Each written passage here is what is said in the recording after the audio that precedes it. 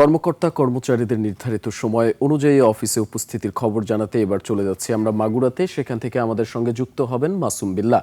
মাসুম, আপনি কেমন দেখছেন সেখানে কর্মকর্তা কর্মচারীদের উপস্থিতি, এ ব্যাপারে জানাবেন। দীপু, আপনাকে ধন্যবাদ। যেমনটি বলছিলেন, মাগুরা, আমি এখন দাঁড়িয়ে আছি মাগুরা সদর উপজেলা কমপ্লেক্সের সামনে। আমি এখন আমার ঘড়িতে সময় 9:15। আমি 9:15 আমি সদর উপজেলা কমপ্লেক্সের মূল ফটকে দাঁড়িয়ে আছি। তো আমি সরকারি কর্মকর্তা কর্মচারীদের অফিস সংক্রান্ত যে বিষয়টি রয়েছে সে সম্পর্কে যদি বলতে চাই, সেটা হলো যে আমি এখানে মূলত এখন 9:15 বাজলেও আমি 8:30 থেকে এখানে অবস্থান করছি।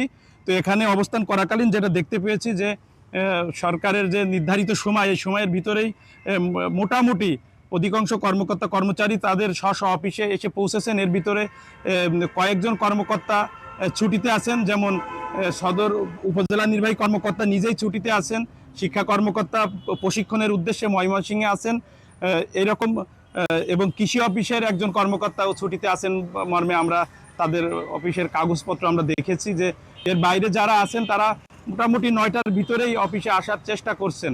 তো এখানে এসে অফিসের সংশ্লিষ্ট দপ্তরের বিভিন্ন কর্মকর্তা কর্মচারীদের সঙ্গে কথা বলে যেটা জানতে পারলাম, সেটা হলো যে যদিও ইতিপূর্বে 9টা থেকে 5টা অফিস ছিল, রমজানের কারণে এখন এক সময়ের যেহেতু 3:30 পর্যন্ত করা হয়েছে, তারপরেও দীর্ঘকাল এই অফিসের কর্মকর্তা কর্মচারীরা যথাসময়ে অফিস না করার কারণে এটা তাদের একটা অভ্যাসে পরিণত হয়ে গেছিল, যার কারণে নতুন সরকার আসার পরে নতুন সরকারের প্রধানমন্ত্রীর ঘোষিত এই কর্মসূচি কিছুটা বিড়ম্বনায় পড়েছেন বলে আমার কাছে প্রাথমিকভাবে মনে হয়েছে। তার কারণ হিসাবেও এখন যেটা মনে হচ্ছে, এবং অন ক্যামেরার বাইরে যারা কথা বলেন তারা বলতে চাচ্ছেন বা বোঝাতে চাচ্ছেন যে সরকারের এই নির্ধারিত কর্মঘণ্টা যদি বাস্তবায়ন করতে হয় তাহলে সেবার মান কতটুকু বৃদ্ধি পাচ্ছে বা সেবার মান কতটুকু কার্যকর হবে, এটা নিয়ে অনেকেই সন্দিহান প্রকাশ করছেন।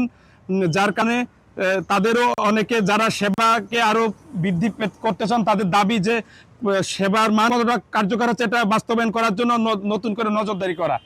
তা দীপু, এই ছিল আমার কাছে মাগুরা থেকে সর্বশেষ খবর। মাসুম, আপনাকে অসংখ্য ধন্যবাদ।